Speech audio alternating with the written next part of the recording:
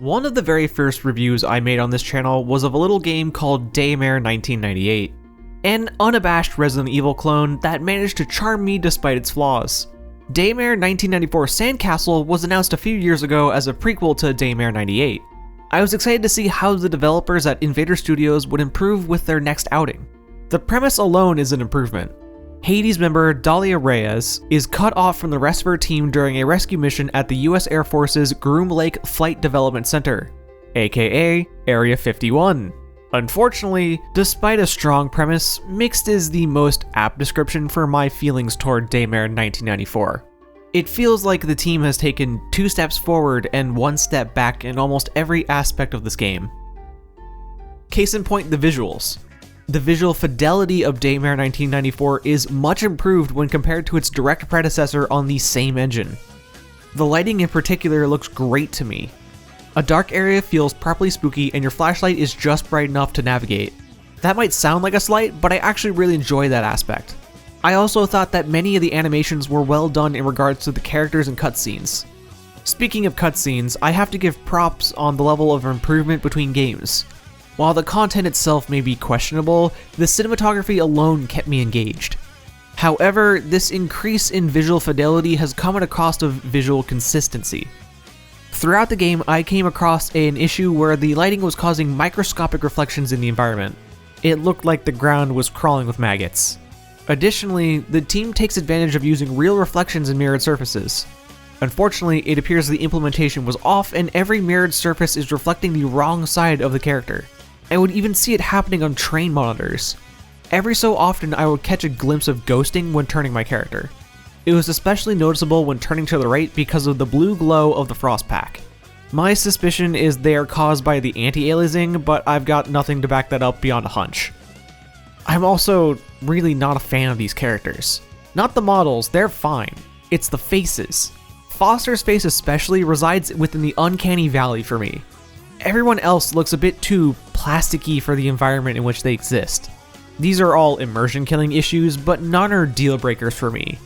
What almost broke me were the most common enemies running animations. I can barely take these enemies seriously when they run at me. Like, I laughed out loud when I saw my first enemy sprint. It's jarring. Electro Zombies is such an inspired choice for enemies, but the implicit horror is undone with the movement. At least the sound design has seen a major step up. There were numerous parts of Daymare where I was completely spooked by noise. It's reminiscent of Dead Space at times, where I can hear industrial machines clanking and monsters roaring somewhere else. What stands out to me is the lack of music in Daymare 1994, and that's not a bad thing. In fact, it helps to heighten the tension of the situation since I'm ultra aware of every sound, especially the noise when enemies are spawned nearby. Therefore, music within Daymare 94 is for the most part relegated to cutscenes.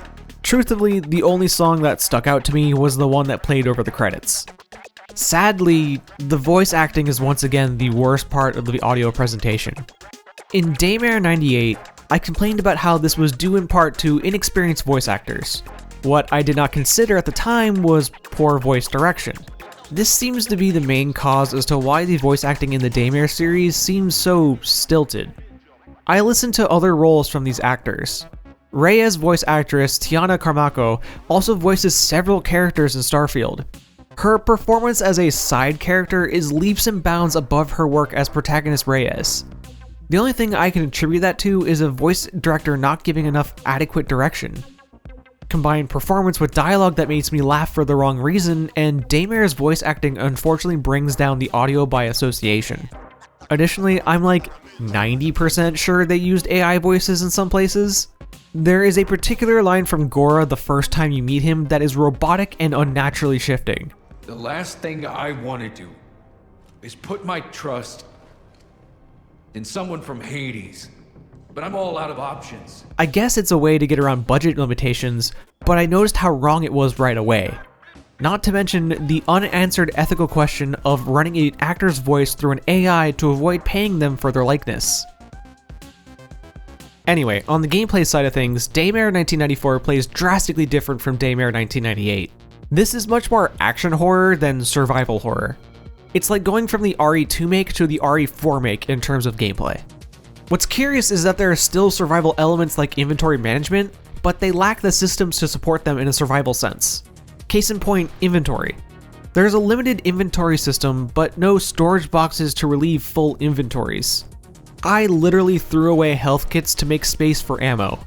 Doesn't feel good to do, especially when I need it later on. Perhaps the most radical change is the introduction of the Frost Grip. Red Electro Zambos are immune to the stopping power of lead.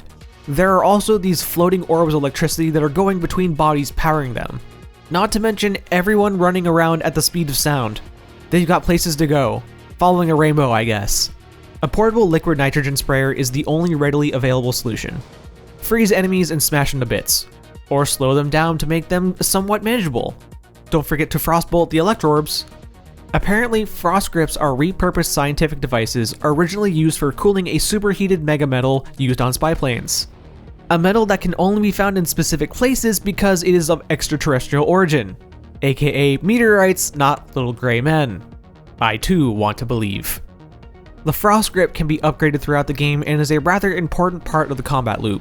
Sometimes it is better to freeze an enemy and save the ammo, or just freeze them to blast them. You'll even turn it into a frost beam by the end of the game. How much it can be used is governed by this bar in the bottom right. Some enemies and areas can cause this capacity to be artificially halved. My biggest problem is how long the bar takes to recharge even after upgrading the recharge rate. I often found myself waiting between encounters for the bar to fill, both on my completed standard run and attempted hardcore run. An attempt I had to abandon due to the incredible difficulty of the mode. I found myself yelling at my monitor over some of the nonsense I encountered. Less ammunition, double the amount of tankier enemies, and a mistake early on put me at a disadvantage for the rest of the attempt. I guess that's what I get for saying hardcore mode in Daymare 98 was too easy. On that note, the entire game was insanely difficult on launch. It was only on patch 1, the one I played, that Invader toned down the easy and standard difficulties. At least the story is once again inspired. Go ahead and skip to this time if you want to avoid minor spoilers for the Daymare series. Without going into details, despite using Area 51 as the setting, it doesn't involve aliens. At least I don't think so.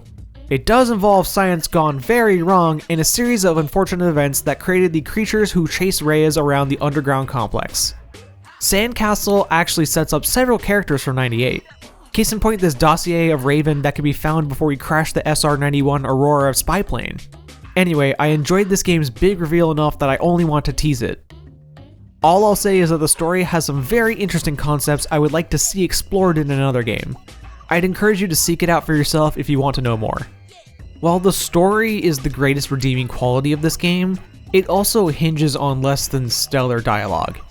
I literally got bored to the point of using my phone during a cutscene, multiple times. Very rarely does anyone have anything of actual substance to say. The final boss is also a bit of a waking nightmare. She will grab you and teleport you around the arena. Doesn't help that she can also appear right next to you. The experience left a slightly bitter taste in my mouth when the credits began to roll. At least the after credits scene was kinda cool from a lore standpoint.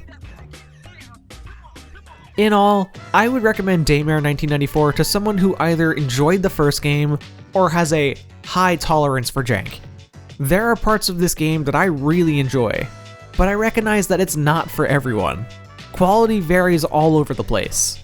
Gameplay is going to be incredibly hit or miss for most. I would absolutely encourage you to grab this one on sale unless you really want to support Invader and ensure that Daymare 1996 becomes a thing. Which, in case anyone from Invader is watching and you made it this far, hear me out. Make the next game about Agent Crane and model it after RE3 and Nemesis. Or go for the wildcard shmup game featuring Raven's SR-91 adventures. These ideas are totally free to use, I swearsies. Thanks for watching. More garbage to come.